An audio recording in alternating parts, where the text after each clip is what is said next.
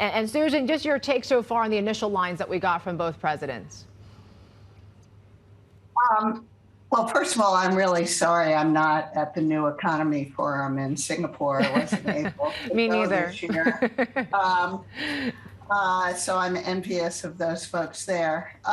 Well, I think, the leaders meeting happens on two levels. One is what they actually say to one another privately. The other is how they depict it to their publics. And I'm not surprised to hear President Xi trying to put the best face on it to talk about how China wants to restore healthy and steady development, and really all the problems, all the friction, all the hostility is because the United States is still affected by Cold War thinking.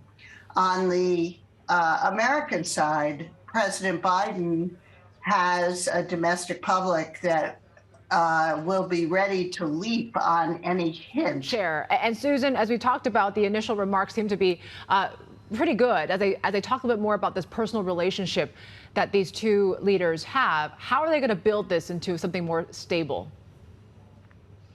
Well, it's a great asset to both countries that our leaders have spent so much time together when President Biden was vice president. So, they travel together in both countries, and I think that really is a great foundation to build on. And clearly, both leaders were referencing that in order to try to get over the initial anxieties over how the two countries are going to deal with one another. But having leaders, especially now that China is led in a system of very concentrated leadership by a personalistic leader, not a collective leadership so much anymore. So having that relationship with the leader of China is a tremendous asset.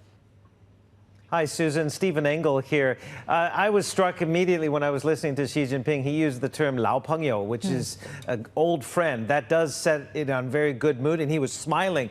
Usually you see Xi Jinping a little bit dour looking, and that really does set the tone, doesn't it?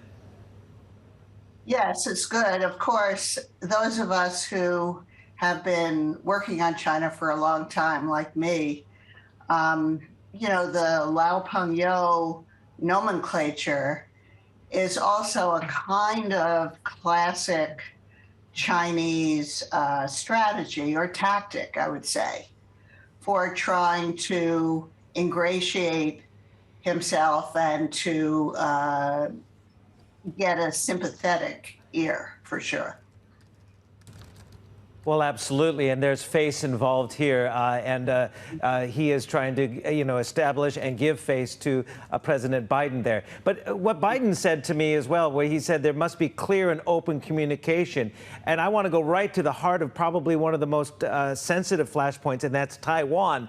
And the U.S. policy has always been about strategic ambiguity, about how the United States would come to Taiwan's aid under the U.S.-Taiwan Relations Act. It doesn't specifically say that they would come to the defense militarily of Taiwan if China were to attack Taiwan. But again, we've had comments from Mr. Biden in recent weeks that saying that the U.S. and its allies would come to the defense. How do you think Xi Jinping is going to demand some clarity on America's strategic ambiguity when it's in regard to Taiwan? Well, the Biden administration position on Taiwan has not changed. Frankly, President Biden spoke, in a little bit of a sloppy way, frankly. And so people were confused by that. But there's been no change in U.S. policy, and I don't anticipate any change. And I think one of the most important objectives of today's discussion is for each of the leaders to reassure the other that their policy has not changed. So that means for the United States, we we stand by the 3 communiques and the Taiwan Relations Act. We have a very close friendship with Taiwan, and we'll help Taiwan defend itself. But we're not going to fundamentally change our Taiwan policy. That kind of reassurance is something that I really think we should be saying to Xi Jinping now. And on Xi's side, he needs to reassure us that he appreciates that although he would like to see Taiwan reunified, that it has to be done peacefully, and that he won't commit not to use force. But hopefully he'll make clear that there is no timetable, there's no deadline, and that he appreciates that any use of force would be devastating for everyone. Susan, you mentioned that maybe when it comes to Taiwan, the administration should not change their stance on that when it comes to the U.S. What about when it comes to tariffs? Because you could argue that perhaps tariffs haven't really done enough to kind of keep Beijing in line. Is there still validity in keeping the Trump administration's tariffs intact? Well, my view is that we should lift the tariffs. But I think that it would be a very difficult thing for President Biden to do politically in the United States because the China challenge has become such an important basis for cooperation between Democrats and Republicans on these important domestic legislative bills that President Biden has to make, and many people want to make the highest priority. So many Republicans, Ted Cruz, Marco Rubio, they're just ready to leap on President Biden anytime there's a hint of going soft on China.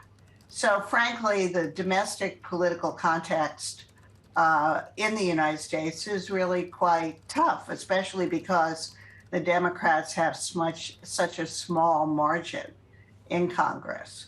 So, of course, maybe inflation can help strengthen the argument of lifting tariffs. Yeah. And of course, Xi Jinping could help, not just by the purchases, but also by some unilateral steps on the structural side to show that he does want to stabilize the relationship.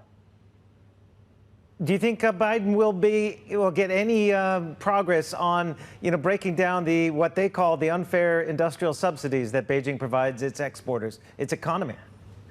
Oh, well, I don't think they'll get to that level of granularity. I don't think they'll talk about specific issues that much at that level of detail. I think the important thing here is to get an agreement that they're going to have regular communication at the leader level, and that they're going to delegate top advisors to have a channel that is very active in communicating and negotiating